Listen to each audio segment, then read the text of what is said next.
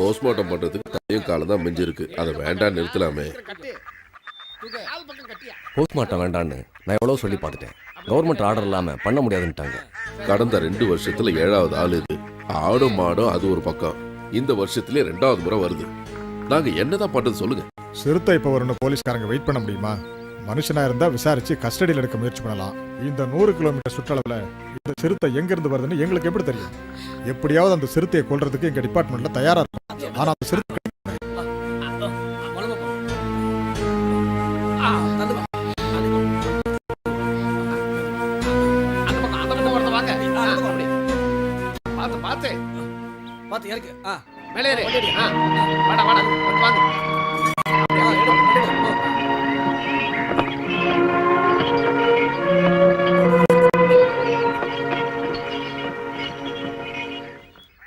இதுக்கெல்லாம் என்னதான் வழின்னு சொல்லுங்க.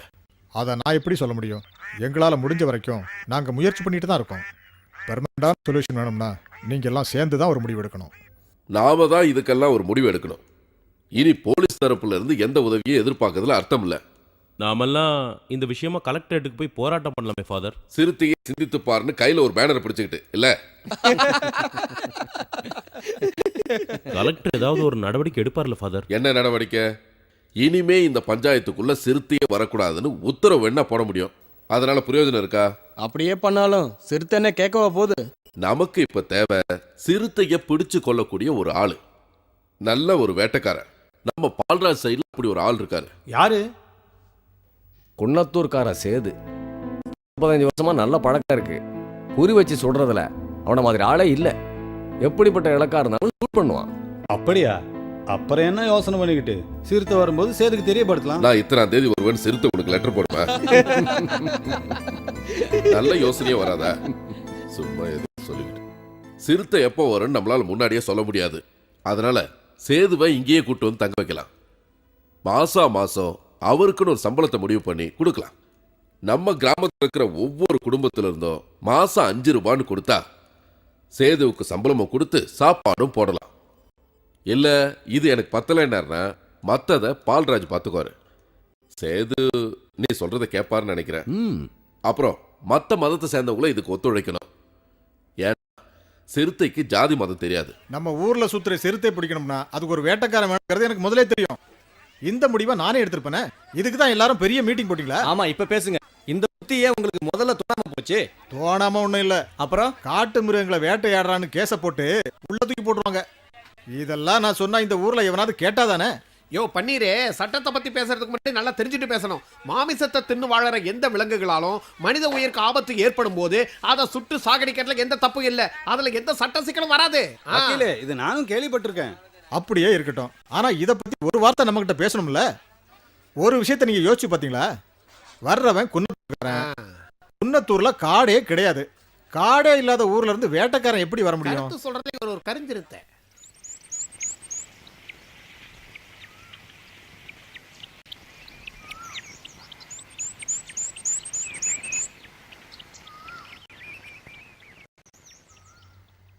ஃபாதர், என்ன மதம் மாறலான்னு வந்திருக்கியா? ஐயே, நான் மதம் மாற ஒன்றும் வரல. அப்ப தாமஸ் மதம் மாறுவான்னு நினைக்கிறேன். எதுக்கு? இல்ல உன்னை கல்யாணம் பண்ணணும்னு பேசிக்கிட்டு இருக்கான். அவன் எப்படி என்ன கல்யாணம் பண்ண முடியும்? நான் தான் இந்துவாச்சே. அவன் பொய் சொல்லி என்னை ஏமாத்த பாக்குறான். உன்கிட்ட ஏதாவது தப்பா நடந்துக்கிட்டானே? அதெல்லாம் ஒண்ணும் இல்ல ஃபாதர். அந்த ஆள் எப்போ வருவாரு? எந்த ஆளு? சேது. என்னைக்கு வராருன்னு தெரியாது. எத்தனை நாளா காத்துட்டு இருக்கிறது? அந்த ஆள் வந்தா சிறுத்தையை கண்டிப்பா கொண்டுட்டு வரல. அப்படித்தான் நினைக்கிறேன். அப்பா ஏழுமலையானே, அவரு சீக்கிரம் கூட்டிட்டு வா. அந்த சிறுத்தை செத்ததை பார்த்ததுக்கு அப்புறம் நான் செத்தா கூட பரவாயில்ல.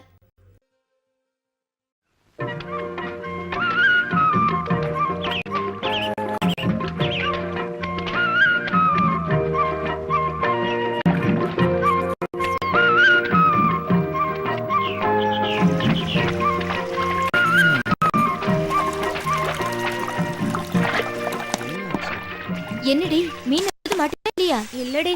உன் மனசுக்கு பிடிச்சவங்க இருக்கிற பார்த்தும் பார்க்காத மாதிரி போற. ஆமா, என்னாச்சு உனக்கு? முகத்தை மட்டும் ஏன் அப்படி தூக்கி வச்சிட்டு இருக்க? என்ன ஏமாத்தலாம் நினைச்சியா? ம்?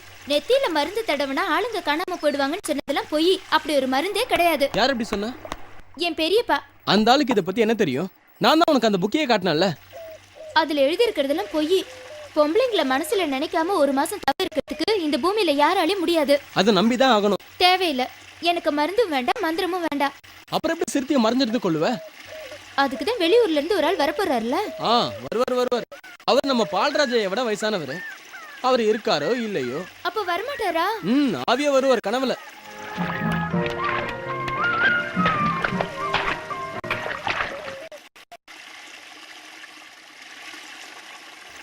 பாக்யா, அது என்னடி?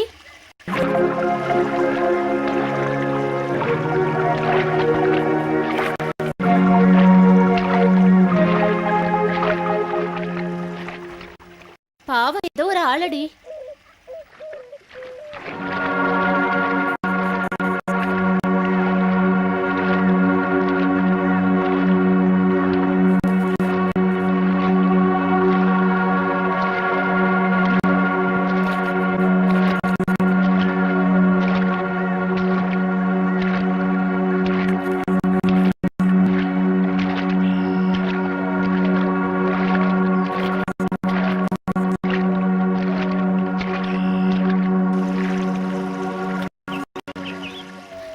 சேதுவா நீங்க?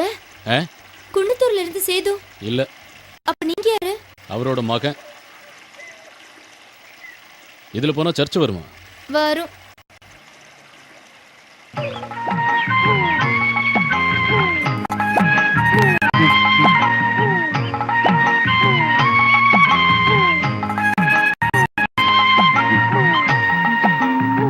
வா கைசர்.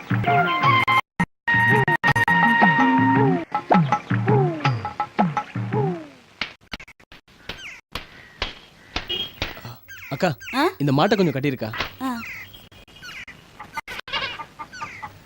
இவ்ளோ அவசரமா எங்கட போற? வேட்டைக்காரன் வந்திருக்கான். எப்போ? இப்பதான் கொஞ்ச நேரத்துக்கு முன்னாடி. அதனால இந்த கடிதத்தை பார்த்த உடனே சேது உடனடியா வந்து இந்த ஊர் மக்களை காப்பாற்றணும்னு எல்லார் சார்பாகவும் நான் கேட்டுக்கிறேன். மற்ற விஷயங்கள் எல்லாத்தையும் நாம நேர்ல சந்திச்சதுக்கு அப்புறம் பேசிக்கலாம். நீ இங்க வந்த உடனே இந்த ஊர் சர்ச்சில் இருக்கிற ஃபாதர் ஜான் பீட்டரையோ இல்ல என்னையோ நேர்ல சந்திக்கணும்னு நான் கேட்டுக்கிறேன். வரும்போது இங்க தங்கறதுக்கு உண்டான ஏற்பாடுகளோட வரவும், தங்கறதுக்கு வேண்டிய எல்லா வசதிகளையும் நாங்க பண்ணி தரோம். கடிதத்தை கண்டவுடன் உடனே புறப்பட்டு வரவும். இப்படிக்கு PV பால்ராஜ். அப்ப சேது வரமாட்டாரா? இல்ல, அவர் செத்து போயிட்டாரு. ஓஹோ, எத்தனை நாள் ஆச்சு? கொஞ்ச நாள் ஆச்சு. அப்பா சாகும்போது நான் ஊர்ல இல்ல. அப்ப உனக்குன்னு சொல்லி நிரந்தரமா ஒரு ஊர் கிடையாது இல்ல? இந்த மாதிரி தங்கறது இதுதான் முதல் தடவை. உனக்கு எனக்கு ஆகாது. அதனால என் அப்பா இருக்கும்போது நான் வீட்டுக்கே போக மாட்டேன். வேற எங்க போவே? ஒவ்வொரு ஊரா சுத்திக்கிட்டு இருப்பேன். ஓஹோ, ஐயோ, லெட்டர்.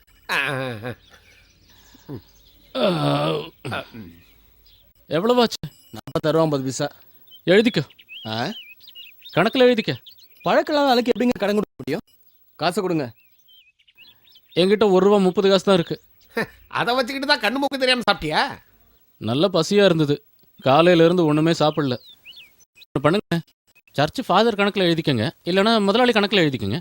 ஃபாதர் என்ன சொந்தக்காரா? அவர் எனக்கு பொறுமையை சோதிக்காத. கல்லு கடையில கணக்கு வச்சுட்டு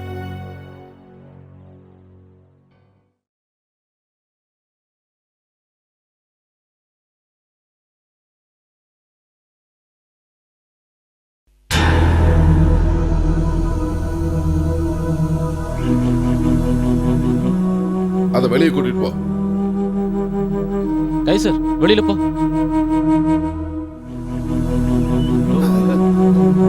யாருக்கு ஏன் தெரியும்?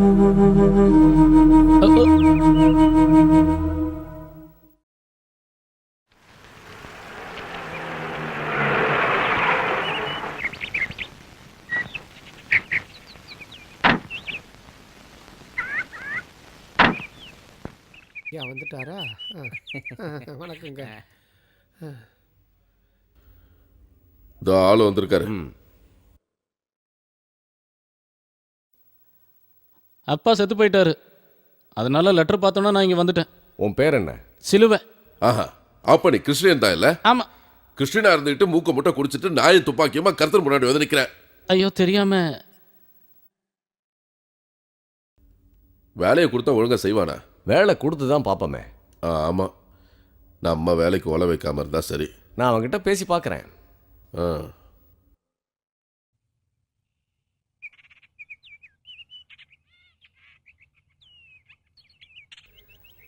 டேய், ஆ? வேட்டைக்கெல்லாம் போய் நல்லா பழக்கம் இருக்குல்ல?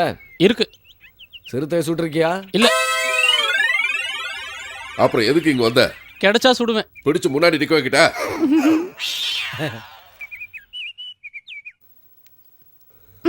சிறுத்தை முன்னால வந்தா உன்னால தைரியமா சுட முடியுமா? அது நம்பிக்கையா சொல்ல முடியாது, முயற்சி பண்றேன்.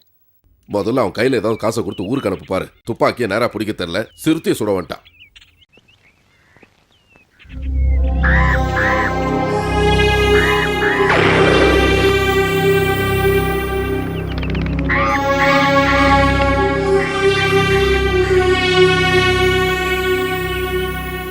இவனா குறி பார்த்து சுட்டா? என்னதான் இருந்தாலும் சேதுவோட பையன்ல. அதை தூக்கி தூர போடு. வேண்டாம், காக்கா கறி தின்னா கண்ணுக்கு நல்லதான். வாட.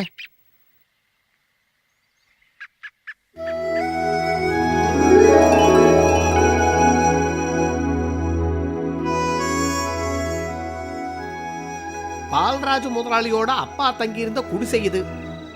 இங்க தனியா தங்கறதுக்கு உனக்கு ஒன்றும் பயமா இல்லையே? அதை விடு. அப்ப நீ சிறுத்தையை கொல்லாமங்கிறது போக மாட்ட. ம், வருஷத்துக்கு 2-3 தடவை தான் வரும், மற்ற நேரத்துல அது வராது. பரவாயில்ல, அவசரம் ஒன்றும் இல்லை. அப்போ உனக்கு சொந்தம்னு சொல்லிக்கிட்டு யாரும் இல்லையா? ம், கல்யாணம் ஆயிருச்சா? இல்ல. அப்போ நீ ஒண்டி கட்டையா? சித்தம் போக்கு சிவம் போக்கு தான். இத்தனை நாளா நான் ஏன் ஊர் சுற்றிட்டு இருந்தேன்னா, எங்கேயும் என்னை நிரந்தரமாக வச்சுக்க மாட்டாங்க. எங்கேயாவது நான் நிரந்தரமாக இருக்கணும்னு ஆசைப்பட்றேன். சிறுத்தை கொஞ்சம் லேட்டாக வந்தால் நல்லாயிருக்கும். அப்படின்னா நம்ம ஆளுக்கு இந்த ஊரு ரொம்ப பிடிச்சி போச்சு போல இருக்கு. இந்த ஊரில் எனக்கு பிடிச்ச நிறையா விஷயம் இருக்குது. சாப்பாடு, வீடு, அப்புறம் இது, அப்புறம் அப்புறம் அப்புறம் நான் வரும்போது குளிச்சிட்டு இருந்த பொண்ணுங்க. இவன் ஜெகச்சாரக்கு இல்ல, அன்னைக்கே சொன்னேன்.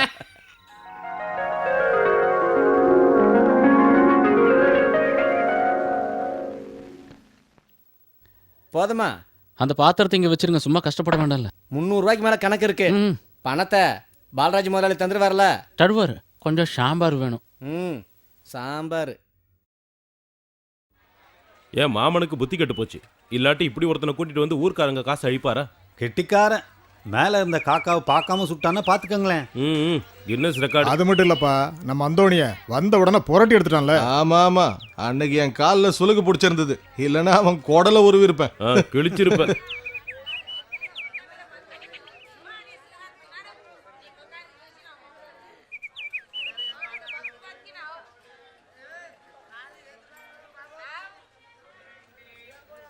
ஏய், இங்க வாடா.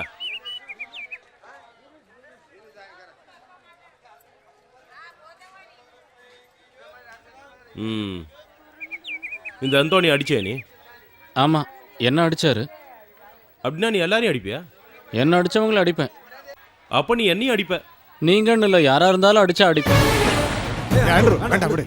ஒன்று மட்டும் ஞாபகம் வச்சுக்கோ, இந்த ஊரில் எவன் மேலேயாவது கை வச்ச அடிக்கிற அடியில் ஆளே இல்லாமல் போயிடுவேன். புரிஞ்சுதா? புரிஞ்சுது. நீ போகலாம். வாடா. இப்படியா?